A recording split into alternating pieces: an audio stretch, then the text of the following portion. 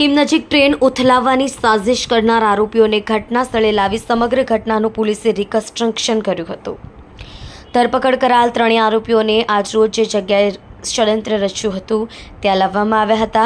સમગ્ર ઘટનાનું પોલીસે રિકન્સ્ટ્રક્શન કર્યું હતું। ઘણ, પાનું અને ધારિયાની મદદથી પેડલોક અને 2 ફિશ પ્લેટ ખોલી કાઢી હતી।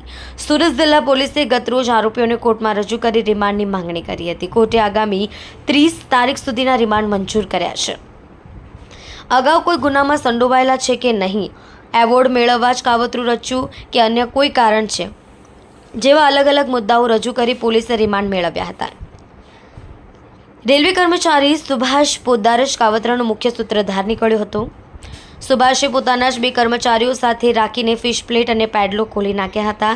રેલવે વિભાગ એવોર્ડ આપે તે હેતુથી કાવતરું રચ્યું હતું। જો કે સુરત જિલ્લા પોલીસની ઊંડાણપૂર્વક તપાસમાં મોબાઈલમાં ડિલીટ કરેલા વિડીયો, ફોટા રિસાયકલ બિનમાંથી મળી આવતા ભાંડો ફૂટી ગયો હતો।